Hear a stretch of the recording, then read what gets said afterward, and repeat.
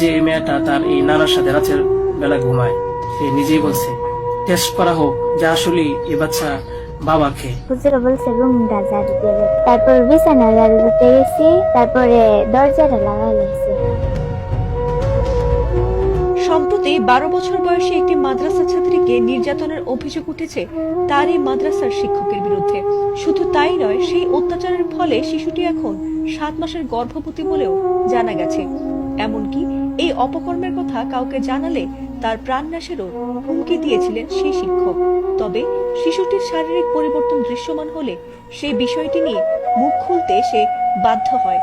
এমনকি বিচারও চায় সেই অভিযুক্ত শিক্ষকের। এমনকি ছাত্রীটির মা সেই অভিযুক্ত মাদ্রাসা শিক্ষকের বিরুদ্ধে মামলাও করেন, যদিও সেই শিক্ষক পলাতক রয়েছে বলে জানা গেছে। সবাই যখন তার বিচারের আশায় সরব হচ্ছেন, ঠিক তখনই ঘটল এক অদ্ভুত ঘটনা। অজ্ঞাত স্থান থেকে এবার লাইভে এসে চাঞ্চল্যকর বার্তা দিলেন সেই শিক্ষক। এসে বলতেছে যে এই দুর্ঘটনা যে খুব বড় সমস্যা। নেত্রকোনার মদনে ঘটে যাওয়া সেই ন্যাক্কারজনক ঘটনাটি প্রকাশ পায় যখন শিশুটিকে নিয়ে তার মা গাইনি চিকিৎসকের কাছে যান। আর তাতে এই চাঞ্চল্যকর ঘটনাটি সামাজিক যোগাযোগ মাধ্যমে ব্যাপকভাবে ছড়িয়ে পড়ে। এই ঘটনাটি ছড়িয়ে পড়তেই সর্বস্তরের মানুষ সেই শিক্ষকের বিচারের দাবিতে উন্নত প্রযুক্তি এবং অভিজ্ঞ চিকিৎসক দলের নিরলস প্রচেষ্টায় আমরা আছি আপনার পাশে। ডেল্টা হাসপাতাল সরব হয়েছেন। আর ঠিক সেই মুহূর্তেই থাকতে না পেরে লাইভে এসে বার্তা দিয়েছেন সেই অভিযুক্ত শিক্ষক। জানিয়েছেন শিশুটিকে তিনি মোটেই কোনো নির্যাতন করেননি।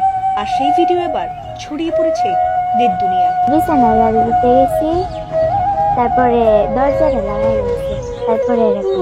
নিজের বক্তব্যকে সত্য দাবি করে ভিডিও বার্তায় সেই অভিযুক্ত শিক্ষক এবার দাবি করলেন যে সেই ছাত্রীকে তিনি ধর্ষণ করেননি এবং তার মানহানি করতে এমন স্পর্শকাতর বিষয়টির সঙ্গে তাকে জড়ানো হয়েছে। ভিডিওতে তিনি এসব অভিযোগের তীর মেয়েটির নানার দিকে দিয়ে সব অভিযোগ অস্বীকার করে বিষয়টি প্রমাণের জন্য ডিএনএ পরীক্ষারও দাবি জানান আর অনুরোধ করেন তার বিরুদ্ধে কোনো অপপ্রচার না ছড়াতে। এ সময় তিনিও দোষীর উপযুক্ত শাস্তির দাবি জানান। আসার পরে জিজ্ঞাসা করা হলো যে কেন, কি অবস্থা, কোথা থেকে আসছো? সে বললো যে ঢাকায় চলে গেছিলাম, এখন নানা ভাই জোর করে নিয়ে আসছে আমার। পরবর্তীতে আমরা এটাও জানতে পারি যে মেয়েটা তার এই নানার সাথে রাতের বেলা ঘুমায়, সে নিজেই বলছে আপনারা অপরাধী খুঁজে বের করার আগেই যদি আমাকে অপরাধী বানিয়ে ফেলেন, তাহলে তো আসল অপরাধী পার পেয়ে যাবে, আসল অপরাধী তো ছাড়া পেয়ে যাবে। আপনাদের কাছে আমি অনুরোধ করে বলি, আপনারা আসল অপরাধীকে খুঁজে বের করুন, টেস্ট করা হোক যে আসলে এই বাচ্চা বাবাকে। তার এই ভিডিওটি সামাজিক মাধ্যমে শেয়ার করে সত্যতা বের করার আহ্বান জানিয়েছেন রাকসুর কেন্দ্রীয় সাধারণ সম্পাদক সালাউদ্দিন।